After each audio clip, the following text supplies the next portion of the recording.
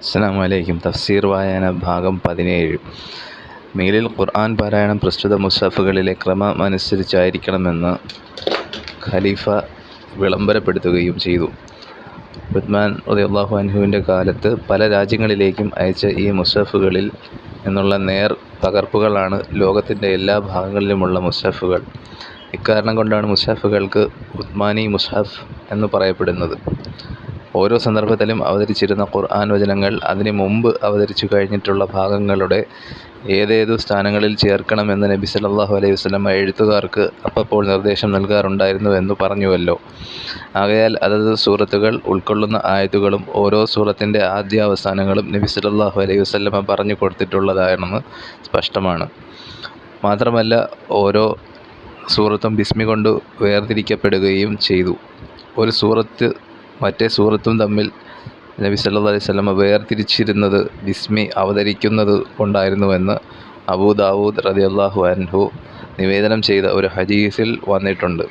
എന്നാൽ ഇന്ന് മുസ്ഹഫുകളിൽ കണ്ടുവരുന്ന ക്രമമനുസരിച്ച് ഓരോ സൂറത്തും അതതിൻ്റെ സ്ഥാനങ്ങളിലായി ഇന്നതിനു ശേഷം ഇന്നത് എന്ന നിലയ്ക്ക് തിരുമേനിയുടെ കാലത്ത് ക്രമീകരിക്കപ്പെട്ടിരുന്നോ എന്നതിനെ പറ്റി പണ്ഡിതന്മാർക്കിടയിൽ രണ്ടഭിപ്രായമുണ്ട്.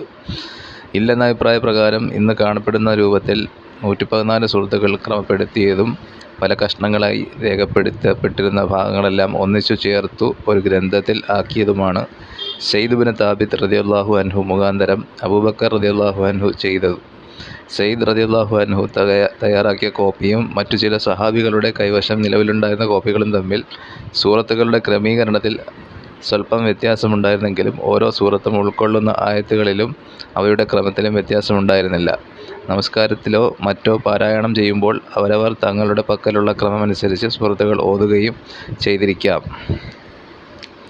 സൂറത്തുകളുടെ അവതരണക്രമമനുസരിച്ചായിരിക്കും മിക്കവാറും അവർ അവയ്ക്ക് ക്രമം നൽകിയിരിക്കുക എന്ന് കരുതാം. ഉസ്മാൻ റളിയല്ലാഹു അൻഹുവിൻ്റെ കാലത്ത് മുസ്ഹഫിൻ്റെ കോപ്പികൾ വിതരണം ചെയ്യപ്പെടുകയും അതിലെ ക്രമം എല്ലാവരും സ്വീകരിക്കണമെന്ന് കൽപ്പിക്കപ്പെടുകയും ചെയ്തതിനെ തുടർന്ന് സൂറത്തുകളുടെ ക്രമത്തിലും ഇന്നീ കാണുന്ന ഐക്യരൂപം നിലവിൽ വന്നു.